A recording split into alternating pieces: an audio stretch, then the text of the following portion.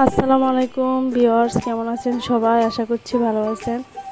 হ্যাঁ, অনেক দিন পরে আজকে 26 রোজা আমি বাড়ি আসছি ঢাকা থেকে। আসার পরে পরিবারের সাথে সবার সাথে ইফতার করব, সে মজাটাই অন্যরকম। আর অনেক দিন পরে আসা হয়েছে, যেহেতু করোনার জন্য লকডাউন ছিল, কোথাও যাওয়া সম্ভব ছিল না, আর আমার পরীক্ষাও ছিল। তো এখানে হচ্ছে আমি ফুড কাস্টার্ড তৈরি করব। আর ওই যে এখানে 1 কেজি প্রায় 1 কেজি দুধ আমি জাল করে প্রায় 700 গ্রামের মতো করে ফেলছি। আর আগে থেকে আমি নর্মাল দুধ দিয়ে এখানে 3 টেবিল চামচ কাস্টার্ড পাউডার নিয়ে গলে রাখছি। এখন একটু করে দিয়ে এটাকে আমি করে নিব। আর দুধটাকে ঘন করে 700 গ্রাম বা 600 গ্রাম করাও যায়। এটা আপনার উপরে, যত একটু গাঢ় গাঢ় হবে খেতে অন্যরকম একটা টেস্ট আসবে। যাই হোক, আমি এখানে 700 গ্রাম নেওয়া হয়েছে। 1000 গ্রাম ছিল, এখন আমি 700 গ্রাম করে ফেলছি। তাই এটা খেতে অসম্ভব টেস্ট, সবাই জানে। আর আমি টুকিটাকে মানে আজকে কী করলাম তাই এগুলো একটু আপনাদের সাথে শেয়ার করার কি আর কিছু না। সবাই কাজটা বানাতে জানে, এই টুকিটাকে একটু একটু আপনাদের সাথে আমি ক্যাপচার করে রাখতেছি। আর এই কাজটা যখন যারা খাইছে বা আমার ফ্যামিলি মেম্বাররা, ওরা খুব পছন্দ করছে, আর বিশেষ করে বোনের ছেলেরা। আর এখানে হচ্ছে 4 ধরনের ফ্রুটস নিয়েছি। আর কাস্টার্ডটা যখন আমি তৈরি করে ফ্রিজে রাখছিলাম, উপরে একটা সর বেঁধে গেছিলো, এটা স্বাভাবিক বাদবে।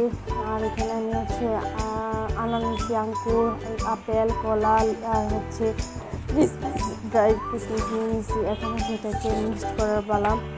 তো এটা হচ্ছে ইফতার আগ মুহূর্তে দিয়ে আমি এগুলো সব রেডি করতেছিলাম। আর যেহেতু ওই ইফতারিতে ভাজা পোড়াটা আমাদের বাঙালিদের একটা কিন্তু এটা না খাওয়াটাই আমাদের জন্য বেটার। তারপরে কিন্তু এটা কিছু করার না, এটা একদম থেকে আসা যে এটাকে মানে তৈরি করা হয়, খাওয়া হয়। তাই হালকা পাতলা একটু ভাজা পোড়াও ছিল, তাই এমনি ছোলা ছিল না, আর হচ্ছে মুড়ি মাখানো হয় না, এমনি জাস্ট আমরা আলুর চপ, বেগুনি আর হচ্ছে ছিল আলুর চপ, বেগুনি আর পেঁয়াজি ছিল। আর আমি কাস্টার্ডটা তৈরি করে নিচ্ছি। আর ফ্যামিলির সাথে যখন প্রথম ইফতার করছি, অনেক ভালোই লাগছে। আর আসতে মোটামুটি আসার জিনিসটা আপনাদের সাথে শেয়ার করব। আমি ওদিন 25 রোজায় কীভাবে আসছিলাম, কী করছি, ওটা আমি আপনাদেরকে দেখাবো। আর কিছু ক্যাপচার করে রাখছি। আর এটা আমি উপরে, এটা করার পর উপরে একটু গার্নিশ করে দিলাম, উপরে আবার একটু আনার সব ফল একটু আবার উপরে দিয়ে দিলাম। আর এক পর্যায়ে হচ্ছে, জানি না, এটা ছোটোবেলা থেকে দেখতাম আমাদের গ্রামে মারা চাচিরা এই পিঠাটা বানানো হতো 26 রোজার যে এটাকে অনেকে 27 বা এরকম কিছু বলে। তো যাই হোক, এটা রিচুয়াল কি বাধ্যতামূলক নাকি জানি না, আপনারা আমাকে কমেন্টস করে জানাবেন। তারপর হাজব্যান্ড বলতেছিল ওদিন নাকি মিষ্টি খেতে হয়। যাই হোক, এটা জানি কি না সেটা আমি জানি না।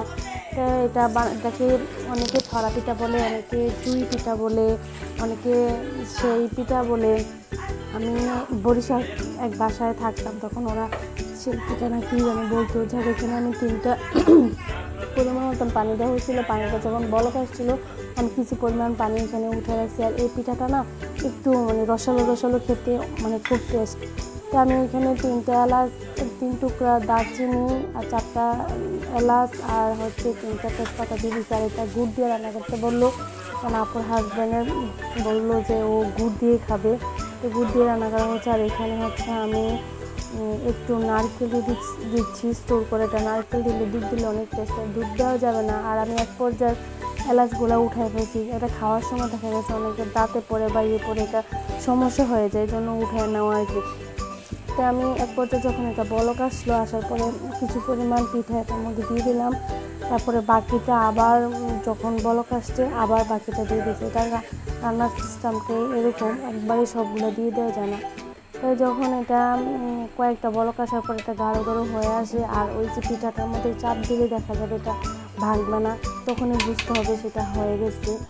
তারপরে হচ্ছে আমার বোনের ছেলেরা হচ্ছে আলুর চপ পছন্দ করে, তারা হচ্ছে বেসন দিয়ে বাজলে পছন্দ করে না, তারা ব্রেড ক্রাম্ব দিয়ে ভিজিয়ে ডিমে চুবাই দিলে ভালো লাগে। আর আমি এটাকে টোস্ট বিস্কুট দিয়ে ব্রেড ক্রাম্বটা তৈরি করছি। আপনারা চাইলে বাজার থেকে ব্রেড ক্রাম্ব নিতে পারেন।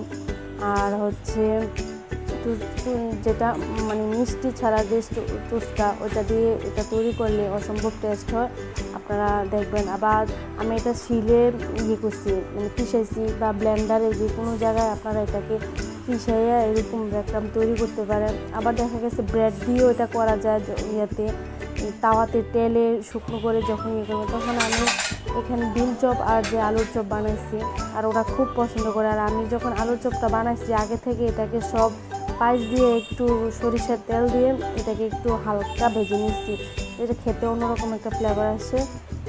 আমি এখন ডিম একটু চুবাইয়া ব্রেডক্রামের উপরে দিচ্ছি, আপু এটাকে গড়াই নিচ্ছে, কারণ এটা করতে দুজন অবশ্যই লাগে, কারণ একজনও করা যায় সমস্যা নাই। তো দেখা গেছে আমি করতে হলে একটা হাতে ও একটা হাতে ঝামেলা হয়ে যেত, তো এই সুবিধা আপু যেহেতু আসছে আপু দিয়ে ওটা ওই কাজটা করাচ্ছি। আর এদিক দিয়ে আমার বোনের ছেলে বসে দেখতেছে আমরা কীভাবে করতেছি, আর বলতেছে মামুনির কাছ থেকে দেখানো মামুনি কীভাবে করতেছে।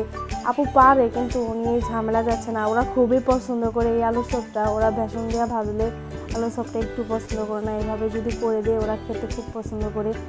তো আমি ওদের জন্য রেজাল আসলে যা কিছু করা হয়, যেটা নতুন নতুন খাবার তৈরি করতে করে দিই। তো এখন হচ্ছে ভাজা পোড়ার ঝামেলা যাচ্ছি, আর এগুলো সব আমি ইফতারের প্রায় 15-16 মিনিট আগে থেকে তৈরি করতেছি, বা গরম গরম খাবে এই জন্য।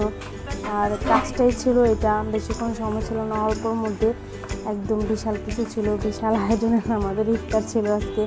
আর ওরাও খুব মজা পেয়েছে, আমি অনেকদিন ইফতার একসাথে করতেছি। আর এখানে পেঁয়াজও বানাচ্ছি, পেঁয়াজু ইয়েটা তো আপনারা সবাই জানেন। আমি এখানে পুদিনা, ধনিয়া, কাঁচামরিচ, তারপরে হচ্ছে আদা, রসুন, পেঁয়াজ সব কিছু একসাথে মিক্সড করে এটার সাথে একটু হালকা পরিমাণে আমি চালের গুঁড়া ব্যবহার করছি, যাতে একদম মুচমুচে হয়। আর আমি কখনোই পেঁয়াজু বানাতে ভেষনটা ইউজ করি না, অনেকে করে, আমি করি না, আমার এটা ভালো লাগে না। আমার মনে হচ্ছে চালের গুঁড়াটা বা একটু কর্নফ্লাওয়ার দিলে এটার টেস্টটা অন্যরকম আসে। আবার এটার সাথে যদি একটু আলু চটকানো দেওয়া যায় অন্যরকম টেস্ট আসে। তো আপনারা আমার মতো করে ট্রাই করবেন, দেখবেন আপনারাও মানে করবেন, আর পরে আমাকে কমেন্টস করবেন। আপনাদের ছোটো ছোটো কমেন্টসগুলো আমাকে অনেক উৎসাহিত করে। আর বেগুনির জন্য পারফেক্ট বেসনগুলো তো দেখালাম, আর যে সেই বেগুনি হচ্ছে আমার চ্যানেলে দেওয়া আছে, যে বেসনটা তৈরি করছি ওই বেসন দিয়ে বেগুনি তৈরি করতেছি। আর আমি সবসময় বেগুনটা পাতলা পাতলা খেতে পছন্দ করি, অনেকে ভারী যে ইয়েটা গোলানো হয় ওইটা আমার একদম পছন্দ না। তো এটা খেতে আরও মুচমুচে হয়, আমার ভালো লাগে, আমি এভাবে তৈরি করলাম। আর হচ্ছে সব কিছুই মানে ওরা খুব পছন্দ করছে, আমারও খুব ভালো লাগছে। ফ্যামিলির সাথে একসাথে যখন ইফতার করা হলো আমার অনেক ভালোই লাগছে। আর সবাই আমার পাশে থাকবেন, কমেন্টস করবেন, সাবস্ক্রাইব করবেন। এখনও যারা আমার চ্যানেলটাকে সাবস্ক্রাইব করেন না ছোট্ট করে সাবস্ক্রাইব করে দিবেন, তারপর লাইক করে দিবেন, কমেন্টস করে দিবেন, শেয়ার করবেন। আর আপনারা আমার পাশে আসছেন বলে আমি আস্তে আস্তে অল্প করে আগাচ্ছি। আর যখন আমি একটা সারাংশ পড়ছিলাম, ছোটো ছোটো বালকের কণা বিন্দু বিন্দু জল, ছোটো থেকে মানুষ বৃহৎ হয়। তো যাই হোক, আমি এখন ডিম চপটু ভাজলাম, আলুর চপগুলো ভাজতেছি। এভাবে ফ্যামিলির সাথে যখন আজকে ইফতার করলাম অনেক ভালো লাগছে। আর বিশেষ করে আমার ইফতারটা 26 রোজার দিন ছিল, আজকে অলরেডি 27 রোজা হয়ে যেতেছে। দিতে একটু লেট হয়ে যাচ্ছে, কারণ যেহেতু আসছি অনেক দিন পরে, আপুর সাথে গল্প করতেছি, বাচ্চাদের সাথে গল্প করতেছি, তারপরে কালকে নামাজ ছিল, নামাজ পড়লাম। তো এখন হচ্ছে এগুলা ভাজা পোড়া সব কিছু শেষ, এখন আমরা হচ্ছে ইফতারিতে চলে যাব। আর হচ্ছে এত পরিমাণে ভালো লাগছিল, আর ওরাও খুব মজা পাইছিল, ইফতারের জন্য অপেক্ষা করতেছিল। খালামু কাস্টার বানাইছে, মজা করে খাবে, আবার এগুলা বানাইছে, ওদের খুব পছন্দের খাবার, ওরাও খুব করছিল। আর ওই যে সেমাই পিঠাটা আমরা এগুলা দিয়ে আজকে ইফতার করলাম, শরবত ছিল। যাই হোক, আমরা এখন আজান দিচ্ছে, আমরা সবাই এখন ইফতার করব। আর আপনারা সবাই ভালো থাকবেন, আমার জন্য দোয়া করবেন। আল্লাহ হাফেজ।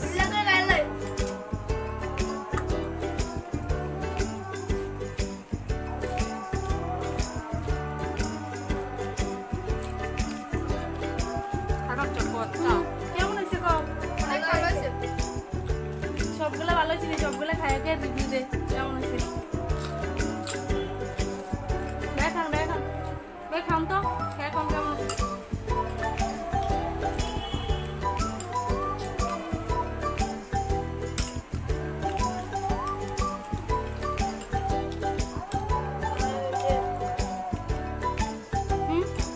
কেমন আছে খুব ভালো। কাজটা পেয়ে কি করলে কেমন